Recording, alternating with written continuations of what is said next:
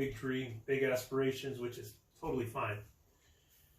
But somewhere along the way, I think people forgot to tell one another that the way you get there is one step at a time. You're not going to leapfrog from one city to the next like Superman. You know what I mean? Not unless you're really fucking lucky. I mean, think about it. Well, even then, then you become the exception, not the rule. Well, yeah. For the rest of us mere mortals, we have to chip away to get to anything. Like I said, whatever you're trying to get to. I mean, there's only so much luck that can happen. You could be born into it, which would be financial. I'm talking about money. You could be born into money. You could be lucky and be that fucking young little kid who, and actually, we can get into that, probably very unlucky, but that, stars in a fucking, in a movie or something, and then has forever wealth. Those things, they make life easy and probably hard in a lot of other ways, but, we don't have that. And that's what it was like trying to explain. It's like walking up a fucking ladder, dude. You got to take each step. You got to be careful with every one of them. What happens if you try rushing up the ladder? Right, you're going to fucking end up busting your ass. Or fucking, what's his name? Clark Griswold. Looks both ways, it's fucking... Ooh, and what a funny thing that I've done that before. I've like fallen out in the yard doing some shit or doing whatever. I have to get up, make sure nobody saw it. Even though it hurt real bad, and then I go, ow. Sitting there like Peter Griffin. Just wait a little bit. Nobody's watching. Oh, but talking about, like you were saying, some young kids being lucky, I haven't seen it yet, but I've heard about some documentary, I think on Netflix, about the Nickelodeon kids. Oh my God. We almost watched it last night. Did you? Yeah, Angela pulled it up to show it to me, and I definitely want to watch it. Because Nickelodeon was what, 90s era? Through the 90s? Yeah. I mean, it kind of fell, by 2000, it was like... Yeah, it probably had a decade run. Yeah. It was probably at its peak in the 90s. And who popped from there? Fucking Hannah Montana, right? Wasn't she a Nickelodeon girl? Oh, a lot of people. Or she was Disney, probably. Well, that's another, let's call it farm system, where the current entertainers now... I don't know. That's a good question. I don't know. We'll have to look that up. I don't think because even if they're different companies, but do they have the same parent company? Then at that point, then there could be a lot of back and forth. Well, but the point I was making is people are starting to finally find out that these poor kids were put through some shit. I haven't seen the documentary. I've heard some. I already know what's going to be in it. If we're going to be honest. Yeah, I know what's going to be in it. That green slime that they were pulling and dropping on them wasn't the only slime they got that day. Okay. Unfortunately. Well, no, that was more of a game show, so I guess those kids were more of just like you got to go on Bozo, You remember Bozo Buckets? Yeah. Didn't that motherfucker, I shouldn't say, didn't he off himself? He took his life. Oh, did he? The guy who was Bozo? Yeah. Like a super drunk. See, shit. See, you know what? You need your cell phone so you could just check this shit. I could look that up. Right behind you. Yeah, I think. I don't know. I think Bozo did. Hold on, let me check.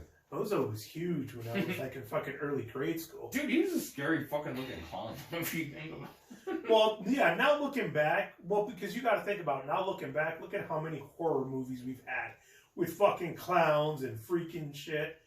Back then, it wasn't that prevalent. Back then, kids, I think, actually liked clowns. Well, I still like clowns. I still like clowns. Like, it would have changed. It never bothered me. Here's another reason why people liked clowns back then, too. Because back in those days, anywhere from the 80s and back, I would say the circus was a big deal, too. An actual, live event you could take kids to. There's a lot more now because there's a lot more money fluctuating around out there. But think about that. In those days, going to a fucking circus was a big deal. So, it's really kind of weird because I'm not finding much about his death other than the fact that he was canceled to increase competition from newer, children's cable channels, probably like Nickelodeon and stuff. Because, he was... Or no, I guess it wouldn't be Nickelodeon because he was... Because Nickelodeon was cable, if you think about it. He was WGN. I even remember the channel, the station he was on. Bozo. And people may not know that because Bozo's really a Midwest thing, right? Because that shit happened in Chicago. That was filmed in Chicago. Yeah, and I'm sorry, I'm not finding good enough detail here because Wikipedia is just it's questionable, but died. And how did he die? Can't you just look up his name of the actual guy? I did.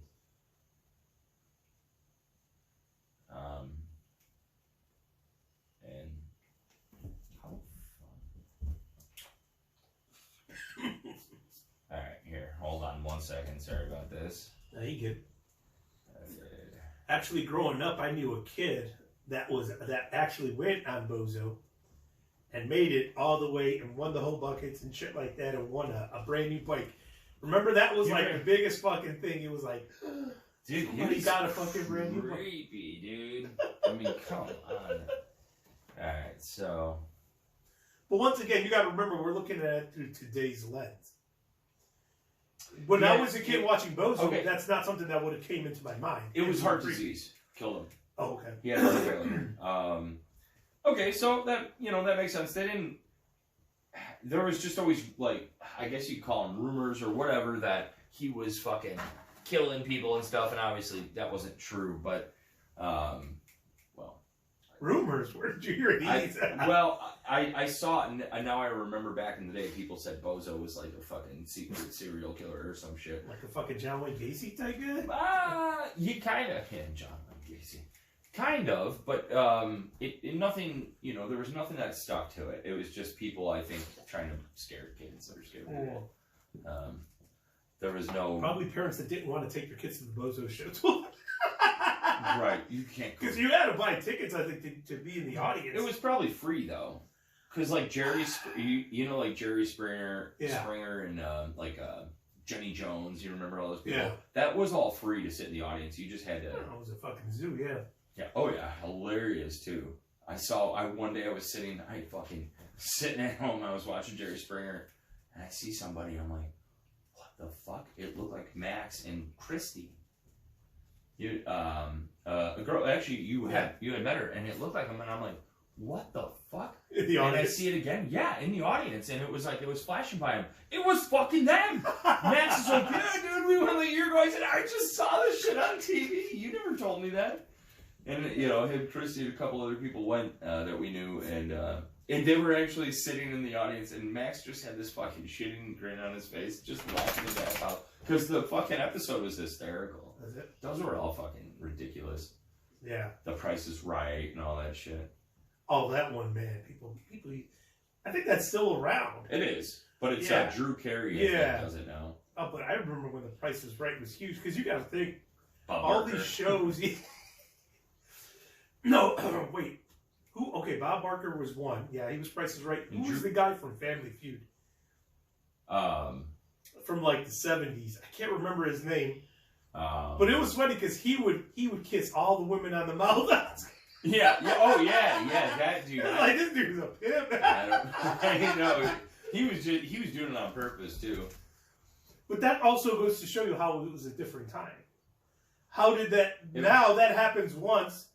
Oh shit! You got that one soccer coach that kissed that girl in the mouth. They fucking boycotted his ass until he had to resign or get fired. Well, so if we wanted to step into that conversation, the only thing weird about that is I saw families with weird relationships where it was like parents kissing their kids in high school, like on the list and stuff. And that to me was weird. Like my family was never that way, but it wasn't in a weird way. I mean, trust me, they weren't having sex with each other. Right. When you see a fucking teacher kissing a kid on the lips, there's probably a little bit of a question.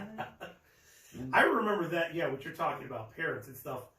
And of course, the weirdest thing to me always seems like a father kissing his son. And then once the son's already grown up, like you said, that's their own little family dynamic and stuff. But yeah, it is weird to see. It was weird for me. And I'm not going to say any names here, but there was and he's still one of my very good friends. And I love him to death. But in their family was great. They were the most joyful, happy family ever. Definitely religious. But that being said, we would be like driving around fucking smoking blunts and cigarettes. And when we would go to his house, this is the first experience I ever saw it. He would take a gum wrapper.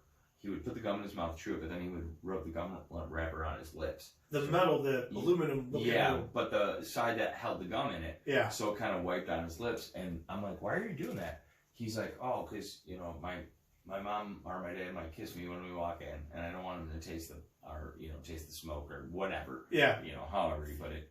And I thought, oh, that's weird. And sure shit, they walked up and they both kissed him, and I'm like, whoa. But whoa was because that's just not how my family was. Right. You know. Right. So yeah, I'm not judging anybody for that. Right. No, it was love. It was real love. They loved each other, and they still do. And they have a great family. So more power to them. But yeah. A soccer coach. Yeah, did you hear that? It was like the women's. Was she? It wasn't in the U.S. Was she hot? I mean, and I asked that. Was she a good-looking? Yeah, I mean, yeah, she was good-looking. So that's. I'm not saying it would be different. I would say, yeah, but this was after their big win. They won, like the women who won the Women's World Cup is what it was. Use your hand. What kind of kiss was it? What was it? He held her face and gave her a big pecker in the face. He didn't slip her the tongue or nothing. He held her face though. Everything. Well, he kind of held her because like she was talking. She to didn't him. like so grab it was her almost legs to around me. him or nothing. No. No ass grabbing. No. No like whip whip. All in the celebratory manner. Won't be the only balls that he was. And from what I understand, she was totally cool with it. From what people have said that were there, but it didn't become a problem until people started. Like fucking junior, they started acting like junior high. Like on the bus, they started saying, "Ooh, coach likes you," shit like that. And then she got upset about it. And then that's when the whole, well, I didn't consent to that happened. Okay. So they made her feel some kind of way. They basically shamed her to a degree. But it's still, I mean, okay. So is this a comparable situation? And it'll be different because it will be a male situation. You know how many football coaches smack their fucking players in the ass? Yeah. Good job! I don't know that it happens that much anymore. It happened to me a couple times, trust me, and I thought, well, that was weird, but it was not like a sexual slap. It actually almost hurt. You know, it was like a smack. And maybe, you know, it was just a smack in the back and it hit me like right here.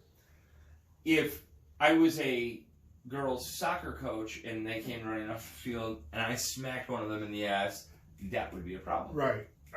Even if I wasn't doing it to be whatever, it would still be a problem. So kissing, I would say that kind of equals the same feel. She probably should have been like, whoa, you know, no, later when we're in my office and I'm sucking your dick. No. I'm kidding. But you see my point. It's like, I don't know. But the thing that got me is it would be one thing. I would not have a problem if she came out and said, hey, you know what? I wasn't crazy about what he did. I expect an apology, or I expect him not to act that way again. That's one thing. But for there to be a whole fucking movement that they made this guy resign. It shouldn't be a movement. I mean, there was like I said, it was like a nothing that got blown into something, into a big fucking deal. And they backed her basically into a corner where she kind of had to say, basically, I got to be on the girl team now and say, no, it wasn't consensual. Let's get him out. Well, wait, was she the coach? No, she was a player. But these are grown women. I thought it was the other way around. Okay. So it was a male coach. Female player. Oh, boy. I'm sorry. I have to back up then. So that is that, and it shouldn't change anything, but it does. It totally does. Right. So he grabbed her. Yeah. How old was she? Oh, she this is no high school, college girl. She, in her 20s at least. Oh. I bet you could look it up right now and you'd see what age and everything. But they were the ones that won the female World Cup. I knew you said they were. I just thought it was from Brazil or something. But flip situation. I thought. Okay. Well, actually, it's really no. But see, if it was a flip situation, if it was a female coach and a male player, we wouldn't even heard about it. Right. You might have saw a 5-minute snippet or something here and there, but you wouldn't have heard about it. But there would be no, It's the same at the end of the day, other than the fact that he grabbed her by the face to kiss her. It's weird, but it shouldn't matter to anybody. Why does anybody fucking care? Who cares? She's of age. He is of age. Right. So what? He's happy. Because he was refusing to resign and stuff until they put more and more pressure. And I think at the end of the day, he had. How much did she come out and say, though, that it was like, because he grabbed her, that's what everything I'm saying, what they were saying is she was cool about it, getting razzed. This is all secondhand information, to be clear. There wasn't, you know what I mean? But once again, let me paint you a picture. If she didn't think it was a big deal until they got on the bus and stuff, and the other female players start razzing her, start making insinuating remarks that her and the coach got something going on, and at that point, she started to get pissed off. So she should have corrected them, yeah. But at that point, that's when the whole, well, it was non-consensual. Well, I didn't want it. You watch the video, it doesn't look like she's upset after he, gives her a kiss. Oh. But a lot of people will debate that, she probably, I don't know. Like I said, if she wanted to make a statement or just have a conversation with him and say, hey, you know what? It's not cool. I don't like that, blah, blah, blah. Whatever the situation was, I just don't see why everything has to be an activist movement. And the guy had to lose his job over it. Well, he lost his job over it. It should have been nobody's business. And if anything, she should have stood up and said, listen, it didn't bother me. Or if it bothered her, then that should have been between them and the court system. Not if she wanted to press charges like, hey, you're a creep. Like I said, allegedly, it didn't bother her until she started getting a lot of flack from the other female players. So then her beef is not with him, it's with them. Exactly. But unfortunately, and I know this is going to sound bad, but you have a lot of situations where women say remove consent after the fact of doing something because they realize they didn't come out looking very good at the end of it. Well, that you know what I mean? I mean, that obviously happens. Yeah. How many times does a girl get dumped by, some fucking football player or something, whether it's high school, college, maybe even professional level. Right. And you know what, fuck that. No, he raped me at a club. Right. And it's like, well, what are you talking about? You dated him for 3 months afterwards. Or you fucked him 5 times before. I'm not saying it doesn't happen. Right. Just, they're easy targets. Males that are, that's the one thing is there's not enough reverse there. Like males that are either popular, famous, for whatever fucking reason, I mean, women will throw themselves at them. Yeah. I mean, we know that's a big possibility. It doesn't happen all the time, but when it does, if they decide to have something consensual one night, and then the next day he doesn't answer your phone call, that's not fair to turn around and make a mockery of that situation. Right. And be like, oh, he raped me or fucked me and I didn't want to be fucked or whatever. And I'm not saying it doesn't happen, and when it does, it's terrible, but it's even more terrible when you crush a whole person's life because you're upset that you fucked them. Now, I can already hear anybody listening to this. Yeah. If women are listening to this, I can already hear them wanting to take me down a history lesson. How back in the 50s, 60s, and 70s, like in the way they portrayed it almost like in the Ron Burgundy movie. Right. How they used to be able to say whatever they said to the women in the workplace and everything. I'm not justifying any of that. No. What I am saying... And I'm not saying it's not happening at all, or it doesn't. What I'm trying to say, yes, there should be a correction, but we're to the point that the pendulum has swung so far to one side. It's getting ridiculous. It's to the point that men no longer will go up and talk to a woman that they're interested in. Yeah. They're avoiding women. And this ain't no Bill Cosby situation. Right. This isn't 40 fucking 50 women coming out saying this happened. It's like, if it's like the one singular situation and somebody's just upset over a one-night stand, that it was like you dove into the situation, legs open, and that guy or that girl, however the situation may lay out, it happens and people get upset and mad, and then, you ruin people's lives. It's like, well, wait, if it was rape, it was rape. Yeah. But if it wasn't, I don't think it's fair for somebody to turn around and ruin somebody's life over, Because there's been stories, and by stories I mean actual reports in the news, where guys have gotten, like you talk about athletes and stuff, a couple of college guys got accused of taking advantage of a girl at a party. These guys lost their scholarship, their potential to go to the NFL, and after years of trial investigation, she finally admitted that she lied. These guys basically pulled a fucking train on her. She didn't like the fact that people were calling her a slut and everything else after the fact. So what did she say? Yeah. I didn't want to do it. So, and you know what, the situation, I think there is something to be said if somebody like, if there's somehow a lying situation where it's like, oh, I'm gonna do this for you, baby, and then you just leave them alone after you do whatever you do with them. You know, I'm not saying that's a arrestable fucking lawful offense. It's a horrible thing. That person's a piece of shit. Right. But you still just can't get mad if you willingly do it the next day and decide, well, fuck you. I didn't get what I wanted. So, you know, it's like if I go buy a car from a used car dealership and it breaks down in a day, I can't really go back there and sue them for it, can I? Right. I mean, you could try, but now it's going to cost you probably more money than the car was. And I'm not comparing those two. Right. No, you know, just... So it's almost like a buyer beware. In other words, be careful of the situations you put yourself in. And that goes for men too. Yeah. If you're gonna open up and do your thing, then do that. But don't. If you have regret or buyer's remorse the next day, then you got to deal with that. You can't go ruin somebody's life even if they're an asshole. I mean, we have plenty of those, you know. But it does happen. So therefore, it makes it very difficult when a case breaks out that turns out to be false. It makes it much harder for the real cases to go through. Right. So, you know, that's also a bad thing. You know, because like something that I see on Instagram a lot, and I'm sure you've seen it on TikTok or something like that, or on Facebook, because they got reels as well. Mm-hmm. Is that one bodybuilder guy, that Joey Swole, and how women are constantly putting men on blast if he even glances in her direction. You know, she's working out. And of course, everything they wear is, you know, pretty low cut and form fitting and whatnot. It's like, and he's really good at calling people out for that. In other words, if you're at the gym and you're recording, okay, let's say you are a fitness influencer and you're showing reps on how to do something fine. But there's a pattern of women, and I say this because it's what goes viral. So he's placing his phone in such a direction where he's recording other people. No. He's basically reviewing. Okay. His thing is like he'll show you a clip, then he'll review who was in the wrong, how you should have went about it. Okay. We gotta try to find one so you can see what he's talking about. But he's basically calling people out in the gym, and instead of having proper etiquette, you have people that are clout chasing, that are trying to go viral.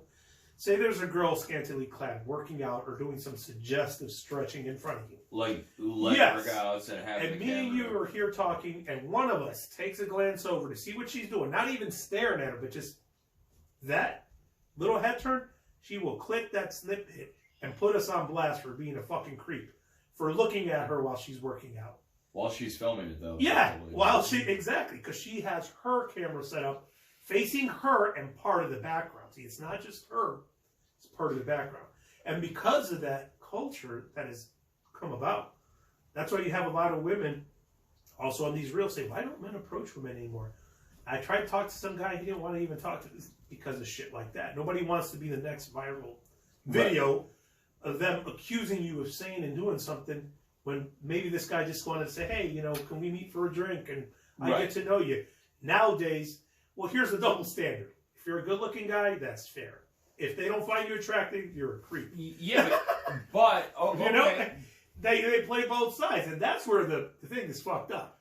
Well, in a gym situation, I don't even understand how that is a possible thing because, first of all, everybody's already wearing stuff that is like tight fitting, you're sweating, you're doing all these things. Right. If you're going to be doing all these, like, you know, stretches and stuff and bending over and filming it then to show it off, and somebody looks at you, well, you're kind of asking for it. Right. If you were there just fucking doing sit-ups with a medicine ball and some dude was drooling over you looking at you, he's a creep probably, but you're kind of making it... Right. But they're trying to make it look like the guy's eye-banging you. Like he's sitting there. Yeah. Just... He's already going to clothe you with his eyes.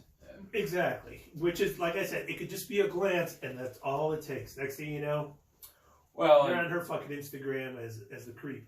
Yeah, and I don't know. And for that reason, Jeff is the only reason. That's the only reason I don't work out. That's why I refuse to work out. I won't go to gyms because of that. I'm protesting. Right, protesting, right? So the fucking front. You know, I mean, it sucks because the situation is so familiar to so many other things going on that people, you know, are trying to change and maybe doing it the right way or the wrong way, but you know, that just does not lead up to equality when it's like, okay, wait, if I'm a dude working out and a girl's checking me out, it's way different. Yeah. I don't know. There's a lot of, and some people have said in the comments and stuff, which is something to think about. We got LB the turtle down here. You guys can't see him, but he came out to see what we're doing. He's yawning. He just woke up. Yeah, he's hanging out right down here.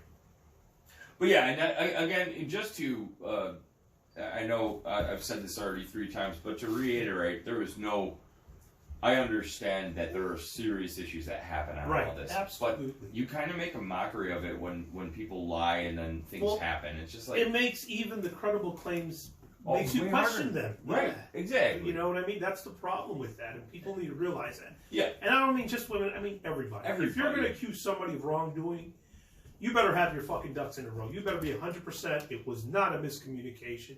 Right. You better make sure you didn't fucking read into something that wasn't there. Right. And how do you do that? How about you go talk to that person and have a conversation like a fucking grown up? Well, you know what I mean? How about that? I know that's crazy nowadays, right? Well, and Bill Burr, he says it's so good. It's so funny. He's like, you know, I'm tired of this shit. No means no. He's like, does it really, ladies? He's like, there's a difference between, you know, no and no, stop. Oh my God, you're touching me. Oh, you're bad. Oh no. It's like, yeah, there's a difference between the two. There is, regardless. Absolutely.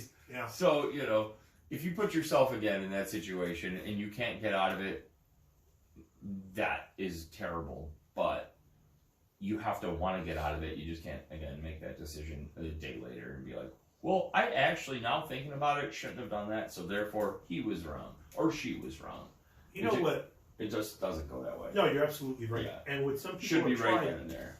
With some famous, like whether they're wealthy or famous or well-known, right? People are trying to do to avoid this, is they're having, let's say you're famous, and let's keep it even out of the sexual thing. Yeah. Okay.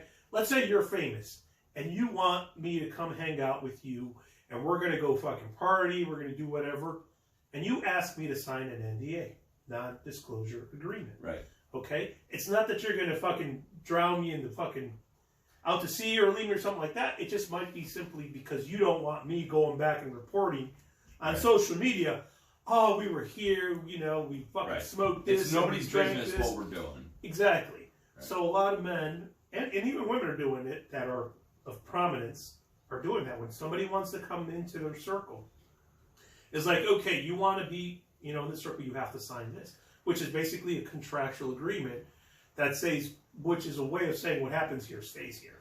And it can also say, if you don't like it, you have the right to leave at any fucking time. Well, you know, in fair enough, but with that, all that's protecting their ass for sure, because they can turn around and say, no, this didn't happen that way. Back to the Bill Burr thing, exactly. But does it even happen after that? Yes, because that would be somebody's next argument. Well, it doesn't mean just because you know, I would agree with that too. I would say, yeah, that does happen. But I'm sure, and I'm not going to throw numbers out because I don't know, but I'm sure if you looked at statistics, most people who are in a fame-close situation, again, this is not even sexual, right? You know, whatever, if they get burned somehow, right?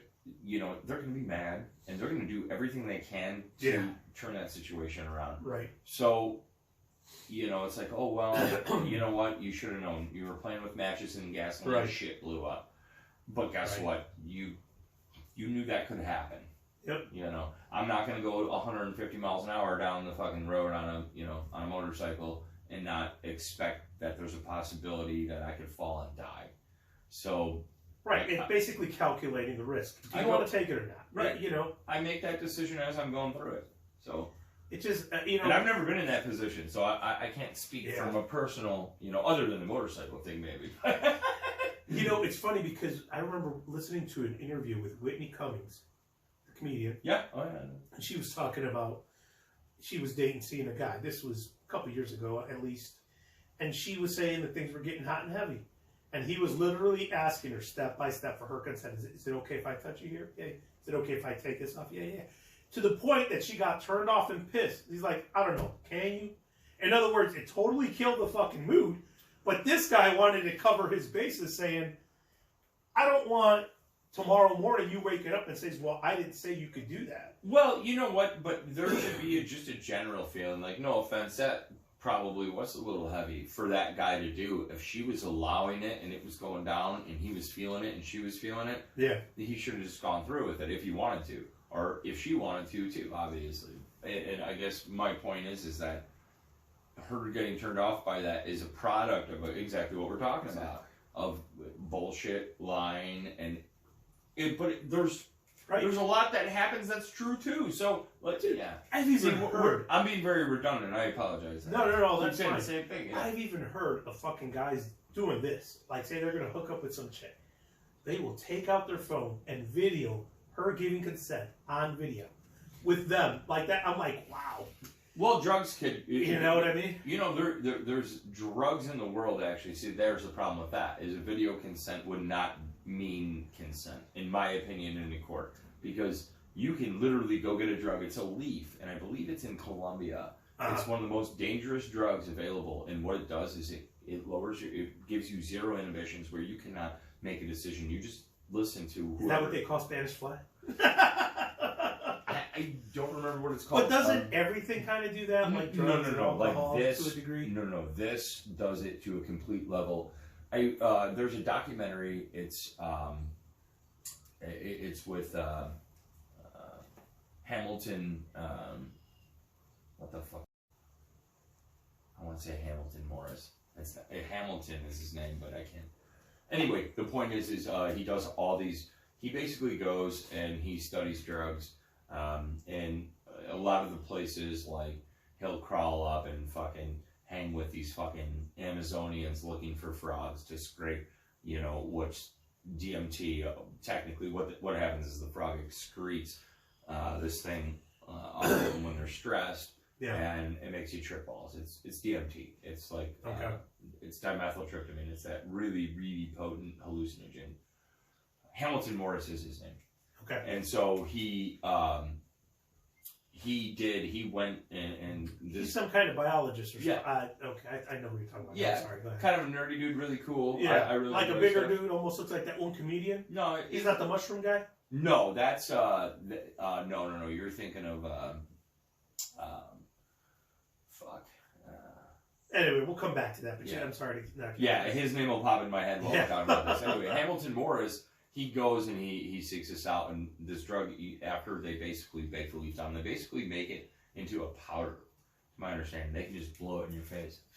Jesus. And it will make you into this state of mind where it's not like smoking pot or drinking alcohol, lower your end, but where you're swinging from a fucking tree swing, at night. Yeah. No, it would be like me being like, hey, let's go to the ATM. And then we go to the ATM. I'm like, hey, pull all your money out. And you pull all the money out. But would you be able to tell? My only question is, on video evidence, can you tell that person's under the influence of something? That's the problem. Like, let's say if a person's drunk and slurring their words or coked out. I mean, you show somebody a video, this is this person giving me consent, and they could barely put a sentence together, or their eyes are loopy. Well, they actually appear to be quite coherent, and that's what's so dangerous about it. It's like one of the most dangerous drugs on the planet, and not dangerous in a way like, well, I'm sure it could kill you really easily, but dangerous in a way that it's... That you can manipulate, Easily, 100%. You can manipulate somebody to do whatever you want them to do, and they wouldn't know any different.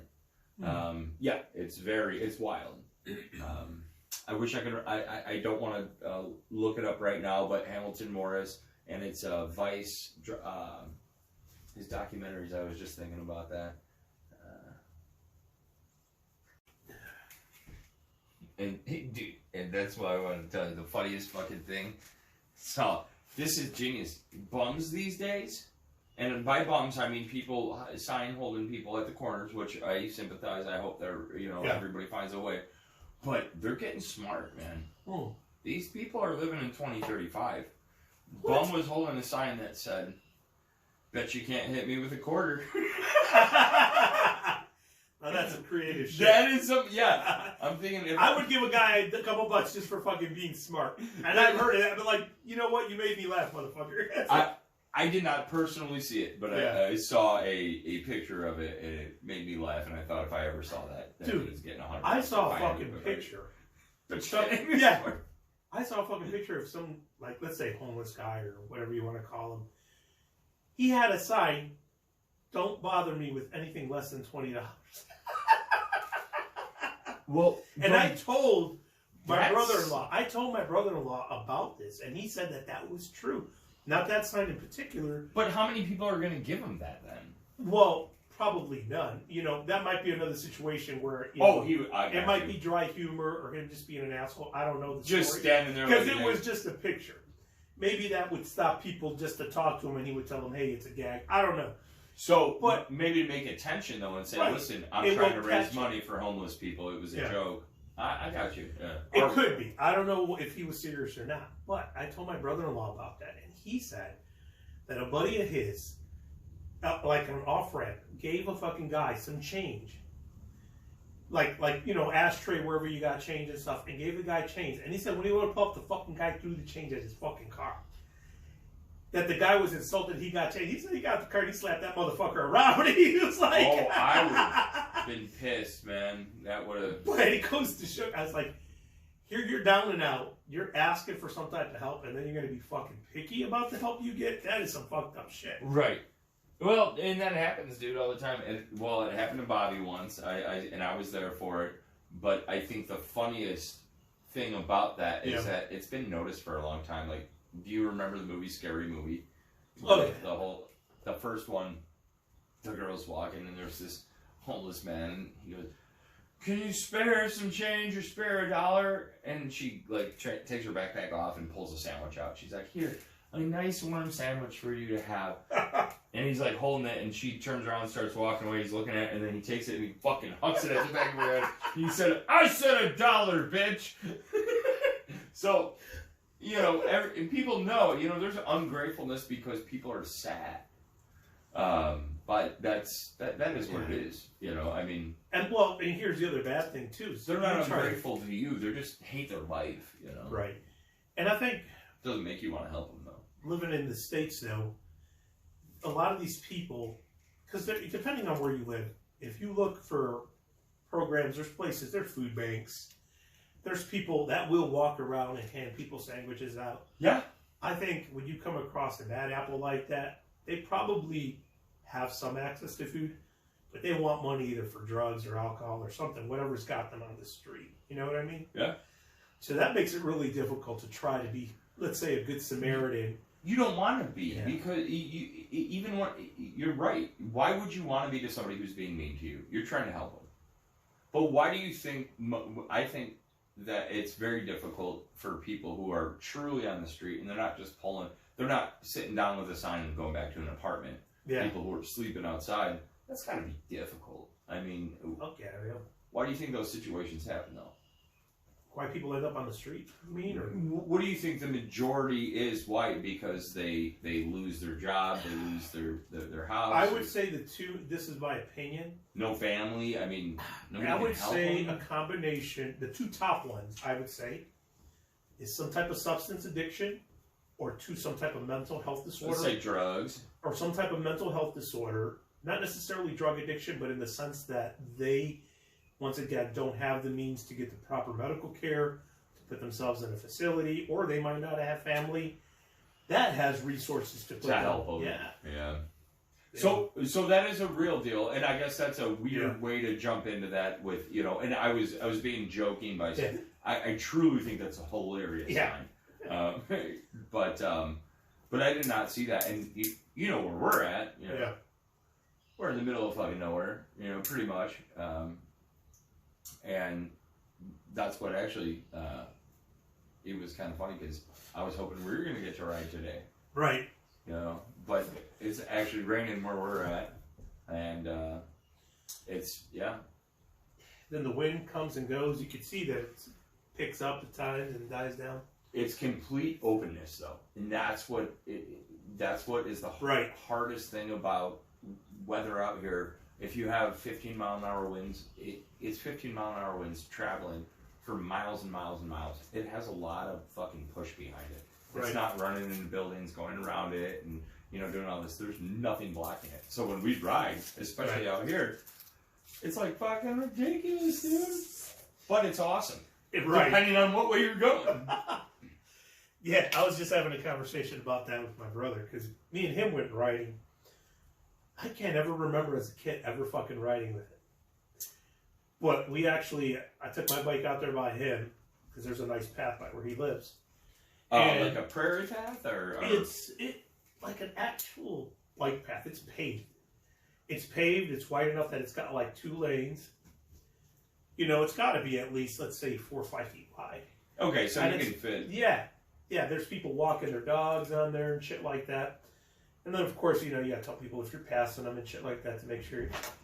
But overall, super nice path, like a 20-mile path. And I was explaining that to him. I'm like, this is not bad because you got all this tree cover on side of you. You're going through neighborhoods and buildings. I'm like, we caught a little wind, but I'm like, this ain't shit. I'm like, you try riding out there in a 15-mile-an-hour wind. 10 is bad enough. You're getting 15 or 20. Jesus. But, okay, so riding on a bike path, because I could only imagine, you know, I've done it a bunch of times, hundreds of times, and been on a prairie path or something like that. Yeah. It has its ups and downs, but it is nothing compared to these roads out here. Oh, no. I mean, it's difficult riding, it's enjoyable, but it is difficult because one direction you have to go, no matter what you're doing, unless you just ride a straight line, which you can't do to come back.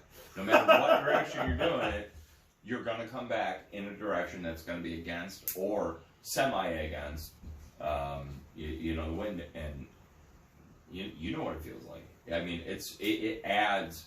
We've done big long trips, and big long trips for us, you know, not going into the hundreds of miles or anything like that, but even if you do, you know, something 20 miles or less, you can do 5 miles of straight against wind out here, and it's like doing 20 miles.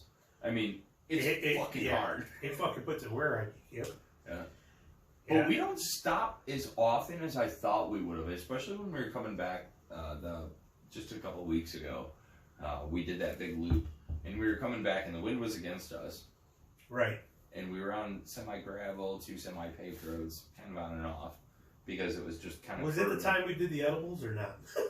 No, it was the time before. No, it was the time before, because the edible time, dude, I almost was falling off my fucking bike, because you were laughing so hard, I started laughing so hard, and that was just we just went, what? We went to the train. We didn't go too far, yeah, we went, Oh no, we went down to the grain bins. Yeah. So 4 miles away from here, and so 8 mile. But definitely an enjoyable ride, because on edibles, everything is fucking hilarious. Well, our conversation, it led us all the way to the top of the hill here, and I was laughing so hard that, like, I must have laughed for hundreds of yards, dude. Because I don't remember exactly what was said, but we were joking about something. You said something, I misheard it. Oh, yes! And I was like, wait, what you... Oh, and I know what... I said somebody's name, and what did you think I said? Yeah, I thought you said Mocajete. And I said, what? Like, the thing you smashed up fucking... Tomatoes and chili. Yeah, right. And you were like... I was dying laughing. I'm like, how the fuck did you hear that? Well, I was like, Mocajete? But when you were laughing, dude, I started thinking about what had happened, because I wasn't sure why you were laughing at first for, like, the first 4 seconds of that. I was like... He totally didn't say that. Oh, dude, that was hilarious. That I laughed. Now that I think about it, for over a mile, because we started all the way down there. Oh shit! But that's what it's about. I mean, for me, for riding and stuff like that, I want to do some fucking cool ass shit. Like I think the Vermilion, down. There's a path I know we can go, and it's got some really cool off-road stuff. But it's really at a basic level riding. You're not. Yeah. You don't need. You know. You're not jumping anything or anything like that. You got some structure you're going over, but you know, for the most part, it's just fun riding, kind of up and down hills, but through the woods. Be careful. I think that would be almost like a helmet. Might be a good idea. Just in case. Yeah, because the thing that could fuck you up is if you fall, you hit your head on something. Yeah, you hit your head on a fucking tree out there. Yeah, it would suck. Right. So a helmet would be, and you know, I know we don't usually use them out when we're doing our country riding here, but. And the funniest thing is, we were both dying laughing at the end of that ride, is that I'm almost like, in my head, it came in, I'm like, could you imagine making this ride into like a movie or a skit? It felt so epic to us because of the wind and everything. And I'm like, but in the skit, we only went like fucking 3 miles away. And it felt like an eternity for us to come back. It did, dude. Because it hit us probably on the way. We were probably 3/4 of the trip on the way. Because we were getting shit ready. Right. And I remember when I kind of saw it glaze. I know it hit me heavy in my eyes right away. Yeah. Like 20 minutes in. And then I'm looking over at you and I could see you kind of smiling and stuff. But by the time we were turned back, coming back this way, oh man. It was hilarious, dude. Because we were fighting the wind too, so that was like it was 8 days. It was like 2 hours maybe at the most. Oh yeah, we were gone for like fucking 90 minutes, almost 2 hours.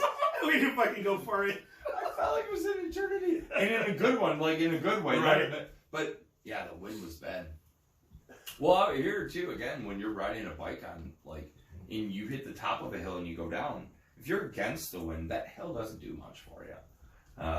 Right. Let's face it, it doesn't. It gives you a few moments of it'll give you some boost, but but yeah, dude, I think that's one of the funnest parts too. Is that what do we have? Let's say in a 2.5 hour ride, it doesn't matter what direction we're going. How many cars do you think actually pass us?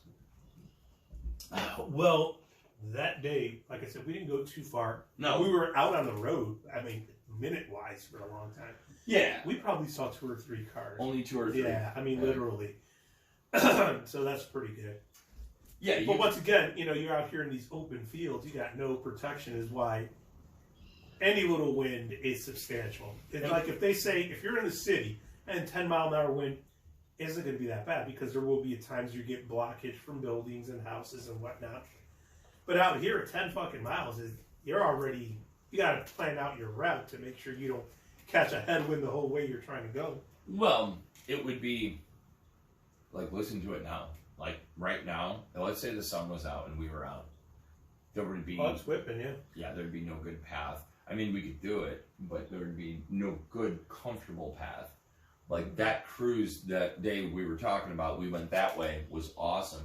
You're a good boy. I'm smoking one more cigarette, buddy. You gotta go away. The whole way towards the direction we were going was wind with us. Right. Buddy, go ahead and go get your toy. Go get your toy. So it was so comfortable. And then on the way back, that's what us laughing, dude, was part of the way that it made it easy, because we laughed so far that by the time we were at the top of the hill, all we had to do was that last climb. You remember stopping? Right. Going, it's right there. Yeah. But I don't know about you, but the next day, dude, my arms and my chest were fucking sore from fighting that headwind. Trying to tuck a little bit and. Oh yeah, yeah. We did yeah. some of that shit, trying to get underneath the wind, dude, which you can't do. I mean, at least, people with all this fucking gear and shit, I kind of laugh about it a little bit. I respect it because I don't know very much about it, but I could say that, dude, I don't care what kind of gear you have. If you're rolling on a fucking road like this, it's going to be difficult. I mean, it can be easier. You can make it easier on yourself. Right. And of course, that's obvious. I mean, that's with everything. The better, the more expensive, however you want to put it, usually makes things easier. But it's fun though. That's all that matters in the scenery we get to see and the stuff we get to see. Dude, that fucking runway down there, that water run that we stop at.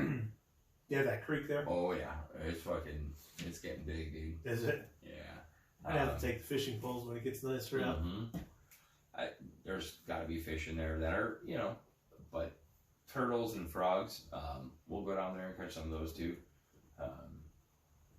I do enjoy frog legs. I probably wouldn't eat them out of the creek there, but just to go, fuck around and find out what's in there. Yeah. That's just because, Yeah, we're still building it up, but eventually we're going to do like a bike camping thing. We ride to a fucking campground, stay there a night, ride back and shit, Tents on backs, getting the racks for bikes.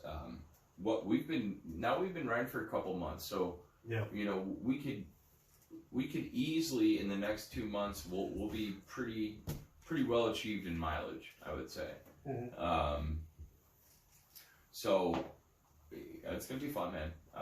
Any place we can find though, especially out here, you know, some of the places. Yeah. It doesn't have to be I mean, we could camp down on the Vermilion somewhere. Yeah. Would it be ideal? In some spots, yes.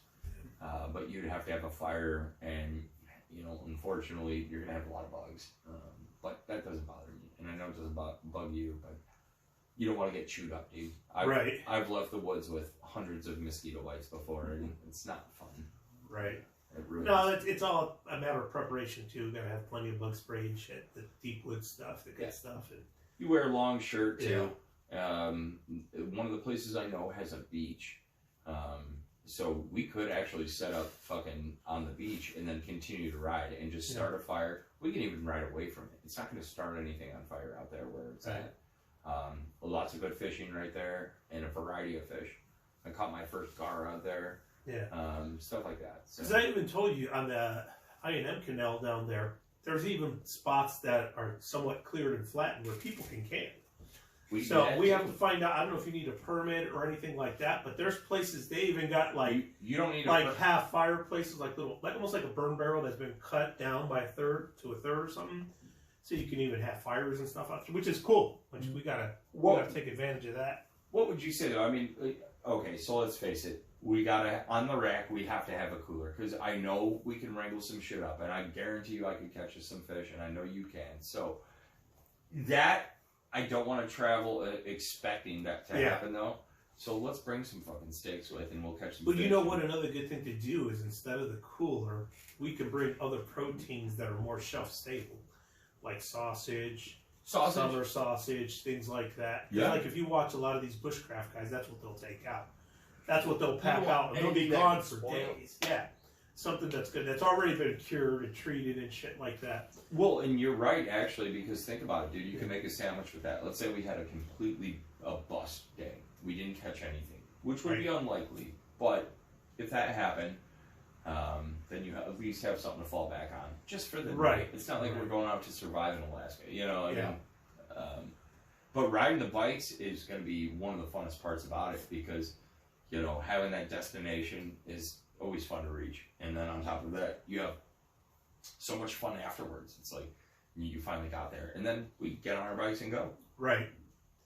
Yeah, the nice thing is to basically, one thing that I've learned from the different channels that I follow on YouTube is basically enjoy the ride. Don't try to do fucking 50, 60 miles in one shot. Have your little scenic points, you know, 10 miles, 15 miles in, stop somewhere, there's something nice to see. Right. And another thing, too, that we got to take is like, if you ever seen the small camping chairs that break down, that yeah, you're sitting real low to the ground usually on them, but who fucking cares? Right. And then you get a couple of those, and dude, I mean, one of my funnest things to do is, first of all, fresh fish is the best, and the canal and the Vermilion are actually, you know, I wouldn't grab from some of the other, you know, rivers and stuff around here, but point being is it's clean. Yeah. So that fresh fish tastes good, dude. I mean, panfish, get us a bunch of bluegill and stuff. And I got a small iron cast pan we can bring too. Oh yeah. You know what I mean? So it's just a matter of, like I said, we just got to plan it out. Think about the things that, like you said, have the backup food in case we, for some reason, can't catch anything that's worth cutting up. Or if it was just a small amount, if it got cold or started to rain or something, if we had to resort to that. Because, I mean, if I was going for a week, I would pack enough for a couple days, but I would expect in a couple days, no matter where we're at, that, you know, catch enough or, you know, trapping isn't something you can, you know, really just fucking do. I mean, you can, but not, you know, I'm not going to go down to, there's no point. You know, we're fishing for our food. And there's so much available out there. Mushroom-wise, too, we've got a good season coming up here, although the season could be a little rough. Think so? Yeah. Because of the way the weather has been. Kind of on and off and shit like that. yeah, they're popping in places. They're like weeks early in places already, not far from here. And that means the season is going to start early and it's probably going to end early. But that's not always true. I mean, you know, there's so much that goes into it, but you know, you just gotta you gotta hope. You know, right. You can have a bunk season because the weather was cold, warm, cold, warm, cold, warm. Yeah. Your ground temperature needs to be at a certain temperature in order for the one mushroom I'm talking about, which is the morel, that, you know, will pop up and just in a short, you know, period of time. So when you funk with that weather that, you know, they need, you get them popping up and then you get them not coming up and then you get them popping up. So you kind of got to be on spot with when you're going out for them. Right. Unless you have just a regular cruise through. But yeah, another thing we got to be careful about is not overpacking. I've seen where guys take way too much shit that they don't end up, they don't really need or don't end up using, but you're still fucking hauling that extra poundage, you know. You would say at least hammocks or tents, though, right? Oh, no, yeah, definitely. Yeah, you definitely need some type of shelter, so you definitely need a tent. If we got, you know, portable little seats or something like that, then that's where you have to be realistic. Okay, how much time are you going to spend at the campsite? Are you getting to the campsite at 3 or 4 in the afternoon, or are you rolling in at 6 or 7 o'clock? Right. You know, how much time, and then when you get there, are we going to wander around, go fishing where we may not need the seating? We're going to come back to basically just to eat and maybe crash. Well, yeah. And so it's like all those things we got to think about. And where are you at? Where are you sitting? You know, are you sitting next to the lake? Can you fish while you're sitting next to your fire, or do you have to walk to it? Or right. No, I know here, if you know, we did make a destination like that. A lot of places you can get real, you know, if not damn near, right on top, right next to. Yeah. There's a couple campgrounds like not far down the road here that, dude, they're okay, but the fishing sucks. It's like, yeah, it does. It's overrun. Everybody's pulling from it, so it's all bullhead and small fish. Because all the big fish are getting pulled out. Yeah. Like the limits aren't set or anything, or if they are, they're taking, you know, people are definitely taking too much because what you're getting out of there, it's like pond fishing almost. Yeah. It's a pretty big lake. But it gets frustrating just pulling out, you know, fucking bullhead this big all night long. Yeah. You can eat them. They're kind of a pain in the ass. You can eat them. They're, no, at that point, it would be better off just to fucking catch and release and have something else to make, you know what I mean? Exactly. That's why that summer sauce. Yeah. Something like that. And like I said, bring self-sustaining stuff, or even, dude, you could even take, like we've talked about, like fucking, like the packets of tuna, can of tuna. Yeah, oh yeah. Shit like that. You can make sandwiches. You could, where you could still get that protein, but it doesn't have to be refrigerated.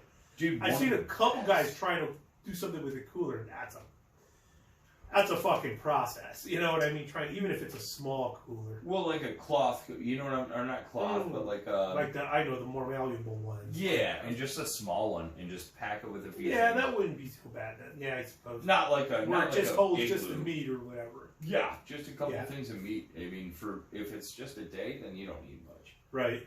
But, you know, you always run into those, you know, situations where it's like, fuck, you either bring too much or not enough, or you get a good day or a bad day, but you can't bank on any of that. Right. You just got to go prepared for what you know you're going to need for at least a day. Right. And keep it minimal, because I would love to bring him with. I know that would not probably be possible, but maybe it would be. He'd be great if I didn't think he would run, and I don't want to have to pay attention to him, but I think he would get to... well, here's the other problem, too, that we ran into that you got to think about.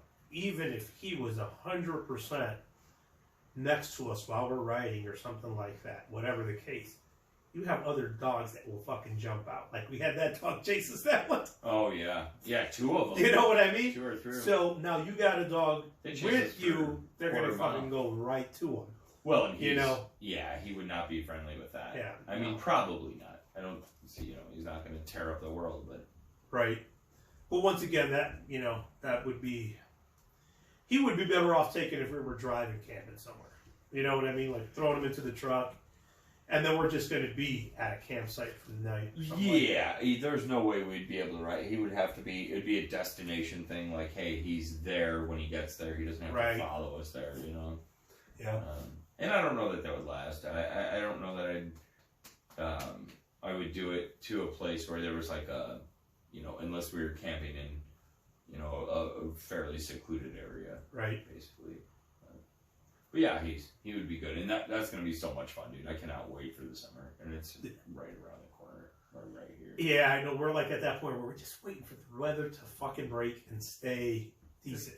Doesn't even have to get to 78. Just give us consistently 60, 55, 60 during the day. Yeah, and this is ridiculous. Like right now, it's like rain, sleet, snow, rain, sleet, snow. Then you'll have a fucking 70-degree day, and then it goes back to this shit. Yeah, I mean, it's ridiculous. The wind out here is fucking rough right now. Right. I mean, I'm looking at the trees, which we should probably check out here. So.